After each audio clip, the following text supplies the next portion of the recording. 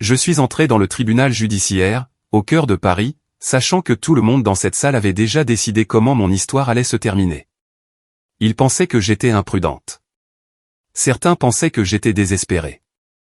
Quelques-uns pensaient probablement que j'avais fini par perdre la tête. Je m'appelle Camille Laurent.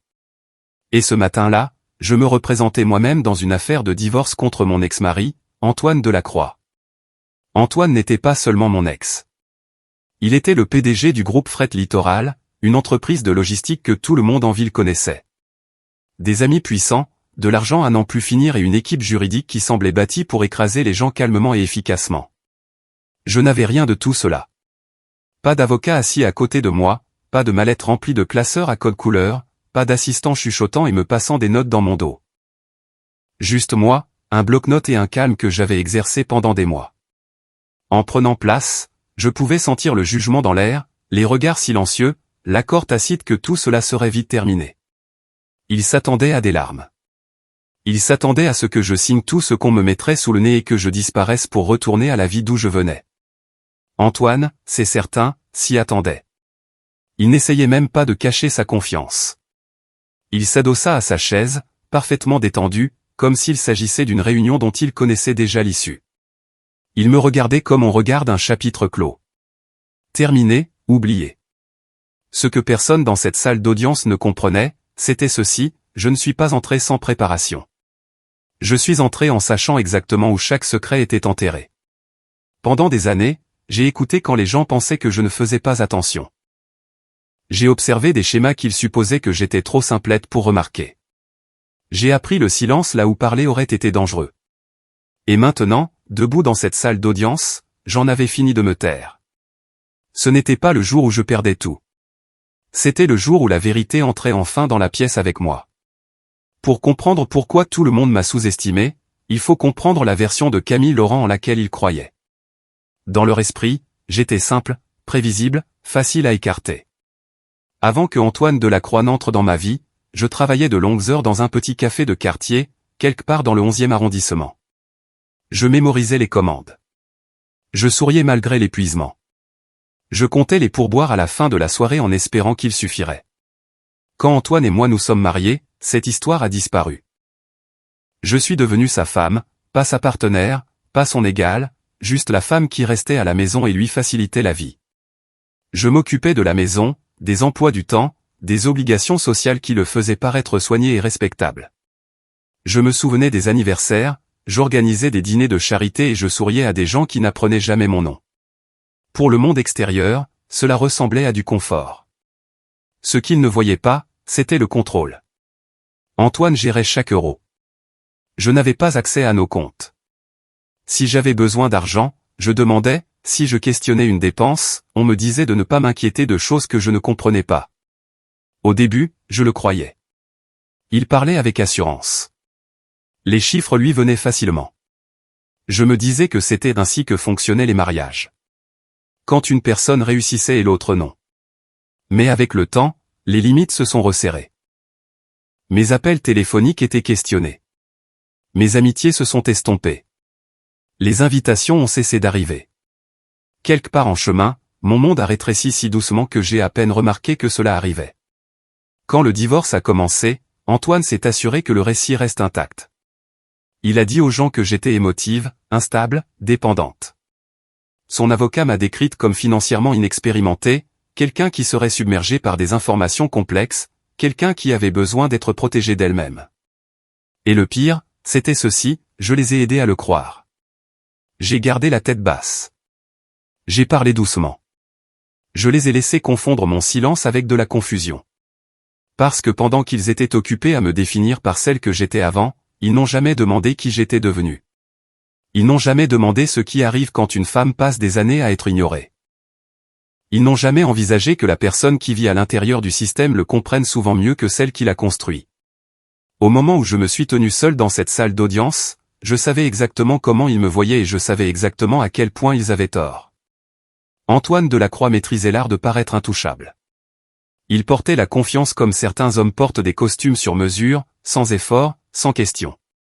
Il entrait dans les pièces en supposant qu'il y avait sa place et, la plupart du temps, les gens étaient d'accord. En tant que PDG du groupe Fret Littoral, Antoine était connu comme un négociateur hors pair. Il concrétisait les affaires. Il savait comment déplacer l'argent, transférer des actifs et faire disparaître les problèmes avant qu'ils ne deviennent publics. Cette réputation l'a suivi dans la salle d'audience. Quand Antoine s'est assis à la table de la défense, il était clair qu'il croyait que ce n'était qu'une autre négociation. Quand il s'attendait à gagner, sa posture était détendue, son expression calme, presque ennuyée. À côté de lui était assis son avocat, maître Vincent Roche. Vincent n'était pas bruyant. Il n'avait pas besoin de l'être. Il avait une réputation de précision et de pression. Il parlait rarement, mais quand il le faisait, les gens écoutaient. Il était connu pour forcer des règlements sans jamais élever la voix. Ensemble, ils ressemblaient à une machine conçue pour un seul but, le contrôle. Antoine m'a jeté un bref regard. La façon dont quelqu'un regarde l'heure, il n'y avait pas de colère dans ses yeux. Pas de peur, juste du dédain. Pour lui, j'étais un problème qui avait duré plus longtemps que prévu. Je connaissais bien ses habitudes. Je l'avais observé lors de réunions, de dîners, d'événements caritatifs. Il écoutait juste assez longtemps pour décider si quelqu'un comptait. Et ce matin-là, il avait déjà décidé que je ne comptais pas. Antoine croyait à l'histoire qu'il avait construite autour de lui, que le succès était une preuve d'intelligence, que la richesse signifiait la crédibilité, que la loi était un autre outil qu'il savait utiliser. Il a supposé que mon manque de représentation signifiait la faiblesse. Il a supposé que le silence signifiait l'ignorance. Ce qu'il a omis de considérer, c'était ceci, les hommes comme Antoine passent leur vie à parler. Ils pratiquent rarement l'écoute. Et moi, j'avais passé des années à faire exactement cela. Chaque appel tard le soir, chaque explication précipitée, chaque moment où il pensait que j'étais trop distraite pour remarquer. Je me souvenais de tous. Alors que le juge s'apprêtait à commencer, Antoine s'adossa à sa chaise, certain que l'équilibre du pouvoir était fermement de son côté. Il ne se doutait pas que le sol sous ses pieds était déjà en train de bouger. Pendant que Antoine était occupé à construire son image, je construisais quelque chose de plus silencieux. La nuit, quand la maison était enfin calme, je m'asseyais à la table de la cuisine avec mon ordinateur portable ouvert et les lumières tamisées. J'ai appris par moi-même à lire les relevés bancaires, à suivre les virements, à comprendre le langage caché dans les feuilles de calcul. Je n'ai pas fait cela parce que je voulais le contrôle. Je l'ai fait parce que je voulais la clarté. Antoine supposait que je ne m'intéressais pas à son travail. Il parlait librement devant moi. Il prenait des appels à table. Il se plaignait de ses associés, des régulateurs et des gens qu'il jugeait incompétents. Il ne baissait jamais la voix. J'ai appris les schémas comme d'autres apprennent des routines. Quel compte n'était mentionné qu'en passant? Quelle transaction apparaissait à la fin du trimestre? Quel nom revenait seulement quand il était stressé? Je ne l'ai pas confronté. Je n'ai pas posé de questions qui éveilleraient les soupçons. J'ai écouté. Quand il a synchronisé ses appareils avec le cloud familial par commodité, j'ai remarqué quand des fichiers apparaissaient dans des dossiers que je n'avais jamais vus auparavant. J'ai remarqué cela aussi. J'ai commencé à sauvegarder des copies, sans voler, sans pirater, juste en sauvegardant ce qui existait déjà dans l'espace partagé. Des emails, des relevés, des résumés internes qui n'étaient jamais censés quitter son écran. J'ai gardé tout cela simple. Date, montant, répétition.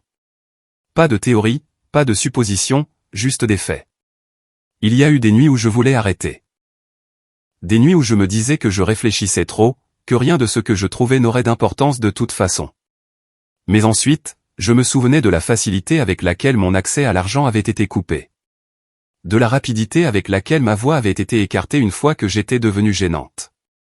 C'est à ce moment-là que j'ai compris quelque chose d'important. La préparation n'est pas une question de vengeance. C'est une question de survie. Au moment où Antoine a demandé le divorce, j'avais des mois d'informations tranquillement organisés. Rien de dramatique, rien de tape à accent grave-l'œil. Juste une carte claire de là où vivait la vérité.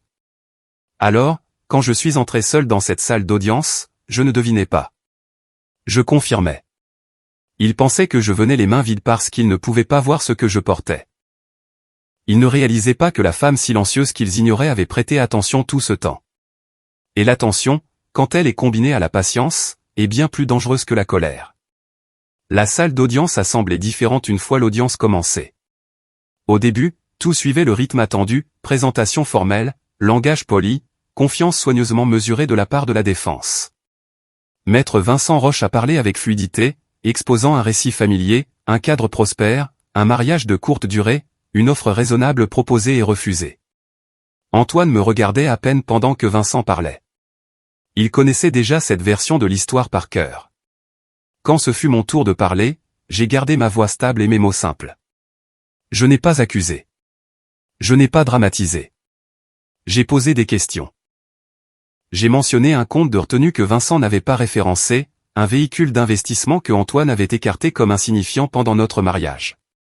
La réaction fut immédiate. Vincent s'est arrêté juste une seconde, mais c'était suffisant. Antoine a bougé sur sa chaise. Le juge s'est penché légèrement en avant, son attention s'aiguisant. Je n'ai pas tout expliqué. Je n'ai pas encore révélé de documents. J'ai simplement déclaré que certains actifs n'avaient pas été divulgués et que je les aborderais lors du témoignage. La salle est devenue silencieuse. Ce silence n'était pas de la confusion. C'était un recalcul. Vincent a ajusté ses papiers. Antoine a redressé sa posture.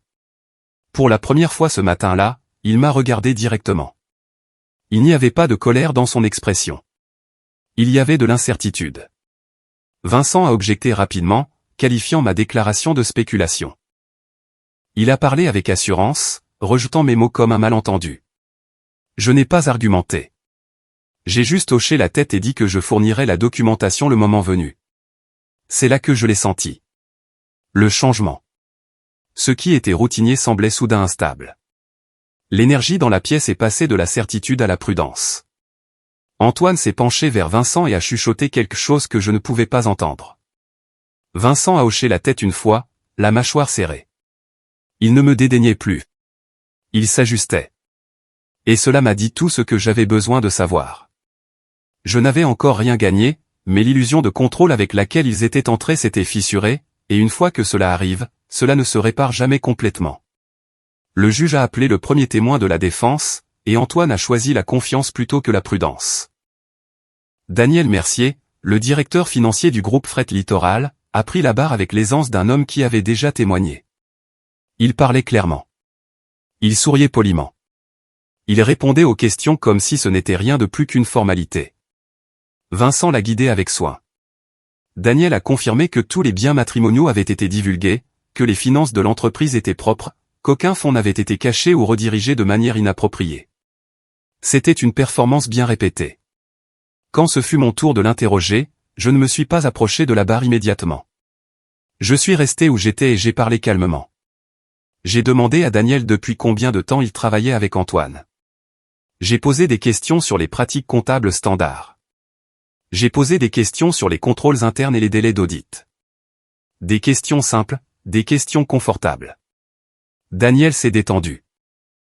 Puis je l'ai interrogé sur un compte interne utilisé pour détenir temporairement des fonds avant les rapports trimestriels. Il a hésité, juste brièvement, mais l'hésitation était là. Je lui ai demandé à quelle fréquence ce compte était utilisé. J'ai demandé s'il apparaissait sur la liste de divulgation standard fournie lors des procédures de divorce.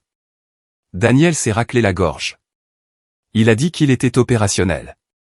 Il a dit qu'il n'était pas pertinent pour les biens matrimoniaux. Je lui ai demandé si des fonds avaient déjà été transférés de ce compte vers des véhicules d'investissement externes. La salle s'est figée. Vincent a objecté, affirmant que la question sortait du cadre. Le juge l'a autorisé.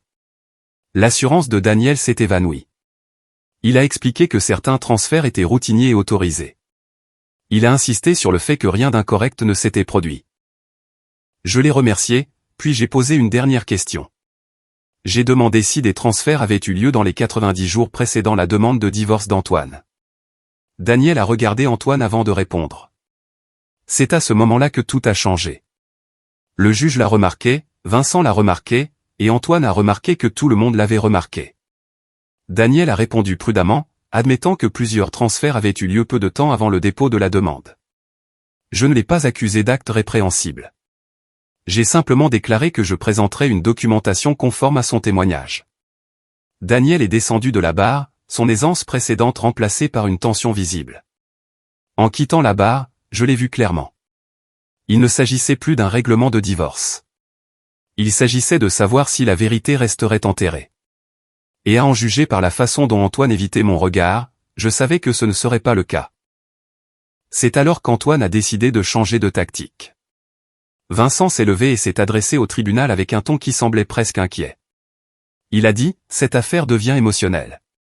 Il a suggéré que le tribunal considère ma crédibilité avant de peser des allégations financières complexes. Puis il a présenté mes antécédents médicaux. Il a parlé d'une période, des années plus tôt, où j'avais cherché de l'aide pour l'anxiété et le deuil. Il a utilisé des mots comme traitement et évaluation. Il a insinué l'instabilité sans le dire directement. Antoine m'observait attentivement, attendant une réaction. Je ne lui en ai pas donné. J'avais passé des années à apprendre comment le silence pouvait être retourné contre vous. Cette fois, je ne laisserai pas faire. Quand ce fut mon tour de répondre, je me suis levé lentement. Je ne me suis pas précipité.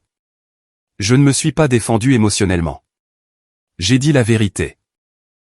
J'ai expliqué que j'avais cherché de l'aide pendant une période de perte. Que j'avais fait ce que font les adultes responsables lorsqu'ils se sentent dépassés. Que ce traitement ne me rendait pas non fiable. Il me rendait honnête quant à mes limites. J'ai regardé le juge et j'ai dit quelque chose de simple.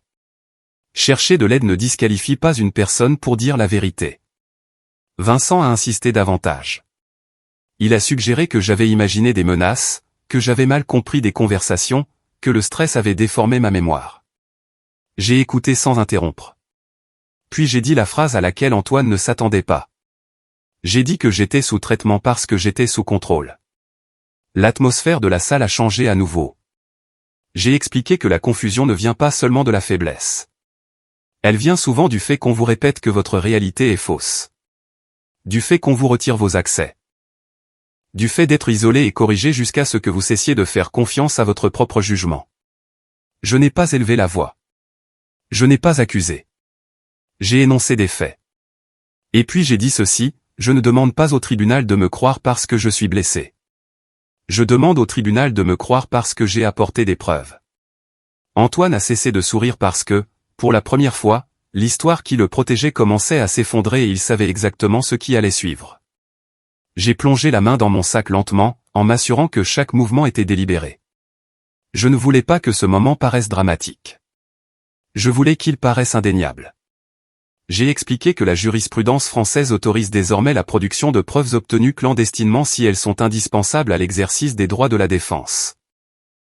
Que j'étais légalement autorisé à enregistrer les conversations auxquelles je participais pour prouver la violence économique. Que je l'avais fait non pas par rancune, mais par peur. Vincent a objecté immédiatement. Il a questionné la pertinence.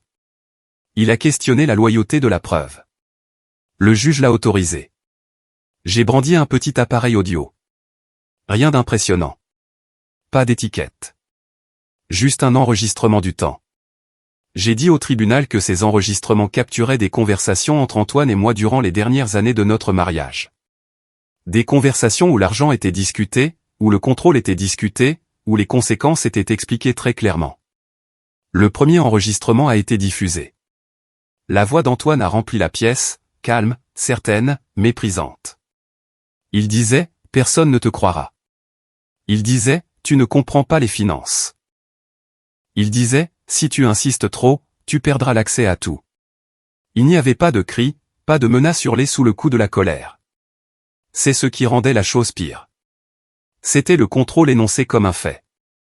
Le deuxième enregistrement a été diffusé. Antoine expliquait comment les actifs pouvaient être déplacés temporairement, comment rien n'avait besoin d'apparaître permanent, comment le timing comptait plus que la vérité. Vincent fixait la table. Antoine regardait droit devant lui, la mâchoire serrée. Au moment où le troisième enregistrement s'est terminé, la salle d'audience était complètement silencieuse. Pas de chuchotement, pas de mouvement. Même le juge avait cessé d'écrire. J'ai éteint l'appareil et je me suis rassise. Je n'ai pas regardé Antoine. Je n'en avais pas besoin parce que le pouvoir ne disparaît pas bruyamment. Il disparaît quand tout le monde l'entend être dit à voix haute pour la première fois. Et à ce moment-là, Antoine Delacroix ne contrôlait plus l'histoire. La vérité était qu'après la fin des enregistrements, rien n'a bougé pendant plusieurs secondes. Le juge a baissé les yeux sur les preuves, puis sur Antoine, puis de nouveau sur moi. Il ne s'agissait plus de savoir qui se sentait lésé. Il s'agissait de responsabilité. Vincent a demandé une brève pause. Sa voix était contrôlée, mais la certitude avec laquelle il était entré avait disparu. Le tribunal a rejeté la demande et a ordonné la poursuite de l'audience. Le juge a posé des questions directes sur le calendrier, sur la divulgation, sur la question de savoir si tous les actifs liés au groupe Fret Littoral avaient été correctement signalés. Antoine a répondu prudemment au début. Des réponses courtes, des explications limitées. Puis les questions sont devenues plus précises. Les réponses sont devenues plus lentes. Le tribunal a ordonné un examen temporaire des divulgations financières et a exigé la documentation immédiate relative aux transferts mentionnés lors du témoignage. Des comptes ont été signalés. L'accès a été restreint. Rien de dramatique ne s'est produit à ce moment-là. Pas de cris, pas d'éclat de voix, juste de la procédure. Et la procédure est souvent plus effrayante que la confrontation. Antoine m'a finalement regardé à nouveau. Pas avec colère, pas avec confiance. Avec incrédulité.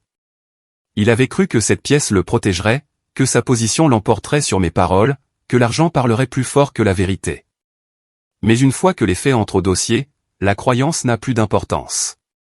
Le juge a clairement indiqué qu'une enquête plus approfondie suivrait, que les divulgations incomplètes entraînent des conséquences, que la crédibilité avait changé de camp.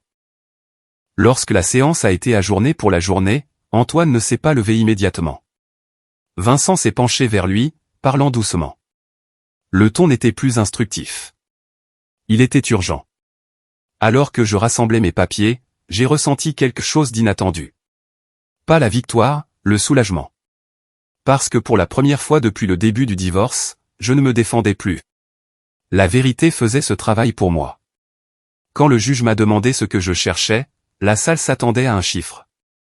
Il s'attendait à ce que je nomme un pourcentage, la moitié des actifs, un paiement, quelque chose qui pourrait être négocié et réduit. Ce n'était jamais mon but. Je me suis levé et j'ai expliqué que je ne demandais pas une punition. Je demandais l'équilibre. J'ai dit au tribunal que l'argent utilisé pour cacher la vérité n'est pas de la richesse. C'est un moyen de pression. Et la pression ne fonctionne que lorsque personne n'est prêt à la contester. J'ai demandé une transparence totale pour chaque compte lié à Antoine Delacroix, que tout actif déplacé sans divulgation soit considéré comme faisant partie du patrimoine conjugal. J'ai demandé le contrôle temporaire des actifs partagés jusqu'à ce que l'examen soit terminé. Pas pour prendre quoi que ce soit, mais pour empêcher que quoi que ce soit d'autre ne disparaisse. Le juge a écouté attentivement. J'ai expliqué que je ne voulais pas gagner en regardant quelqu'un tomber. Je voulais partir en sachant que la vérité avait été reconnue et que personne d'autre ne serait effacé silencieusement comme je l'avais été. Il ne s'agissait pas de vengeance. Il s'agissait de mettre fin au schéma. J'ai dit au tribunal que lorsqu'une personne contrôle le récit assez longtemps, elle commence à croire qu'il ne peut pas être contesté et cette croyance est dangereuse. Ce que je demandais était simple. Que la loi fasse ce pourquoi elle a été conçue. Ralentir le pouvoir. Examiner les faits. Protéger la personne qui n'est jamais censée être entendue. Quand je me suis rassise, la salle était à nouveau calme. Pas tendue, concentrée. Et pour la première fois, j'ai senti quelque chose s'apaiser dans ma poitrine. J'avais dit tout ce que j'avais besoin de dire. Le reste ne dépendait plus de moi. Quand je suis sorti du tribunal cet après-midi-là, la ville semblait la même. Les voitures bougeaient. Les gens se précipitaient. La vie continuait comme si rien de monumental ne venait de se produire à l'intérieur de ces murs. Mais pour moi, tout avait changé. Je ne me sentais pas triomphante. Je ne me sentais pas puissante. Ce que je ressentais, c'était de la légèreté. Pendant des mois, ma vie avait tourné autour de la défense de ma réalité, prouvant que je n'imaginais pas les choses, m'expliquant à des gens qui avaient déjà pris leurs décisions. Ce fardeau avait disparu. Le processus juridique ne s'est pas terminé ce jour-là. Les enquêtes prennent du temps. La paperasserie s'éternise. Les conséquences se déploient lentement. Mais quelque chose de bien plus important s'était déjà produit. Ma voix était entrée au dossier. Je suis retourné dans un appartement plus petit. J'ai acheté mes propres courses. J'ai ouvert un compte courant à mon propre nom pour la première fois depuis des années. Rien de tout cela n'était glamour, mais chaque choix était le mien. J'ai réappris à faire confiance à mon instinct, à m'asseoir avec le silence sans peur, à faire des projets qui ne dépendaient pas de la permission de quelqu'un d'autre. Les gens m'ont demandé si c'était dur de recommencer à zéro. La vérité est que recommencer était plus facile que de rester invisible. Ce qui a pris du temps, c'est de me pardonner d'être resté silencieuse si longtemps. Je n'étais pas faible d'avoir survécu. J'étais forte de m'être préparée. Et au fil des jours, j'ai réalisé quelque chose de discrètement puissant. Je n'étais plus défini par le mariage auquel j'avais échappé. J'étais défini par la clarté que j'avais gagnée. Les gens disent souvent que le pouvoir est bruyant. Ils l'imaginent comme des cris, comme une domination, comme quelqu'un qui parle toujours en premier et en dernier. Ce n'est pas le genre de pouvoir qui a changé ma vie. Le pouvoir qui comptait était plus calme. C'était la patience. C'était l'observation. C'était choisir de comprendre au lieu de réagir. C'était savoir quand rester silencieux et quand enfin parler. Antoine Delacroix croyait que la force signifiait le contrôle. Il croyait que l'argent pouvait remplacer la responsabilité. Il croyait que l'histoire qu'il racontait sur moi survivrait pour toujours s'il la répétait assez souvent. Il avait tort. Pas parce que je me suis battu plus fort que lui, mais parce que je me suis préparé plus longtemps. S'il y a une chose que je veux que vous reteniez de mon histoire, c'est ceci. Ne supposez jamais que la personne silencieuse ne sait rien. Ne confondez jamais la conformité avec l'accord. Et ne croyez jamais que la vérité disparaît simplement parce qu'elle est ignorée. Parfois, la justice n'arrive pas avec du bruit. Parfois, elle arrive avec des dossiers, avec de la patience, avec le courage d'attendre le bon moment. Si cette histoire a résonné en vous, si vous avez déjà été sous-estimé ou si l'on vous a fait sentir invisible, vous n'êtes pas seul. Votre clarté compte. Votre mémoire compte et votre voix compte, même s'il faut du temps pour qu'elle soit entendue. Si vous avez trouvé de la valeur dans cette histoire, s'il vous plaît, aimez la vidéo. Cela aide plus de gens à trouver des histoires comme celle-ci. Partagez-la avec quelqu'un qui pourrait avoir besoin de ce rappel. Et dites-moi dans les commentaires, avez-vous déjà été jugé pour avoir été silencieux? Abonnez-vous à l'art de la vengeance pour plus d'histoires vraies sur la vérité, la résilience et le genre de justice qui n'a pas besoin de crier. Parfois, le mouvement le plus puissant est simplement de refuser de disparaître.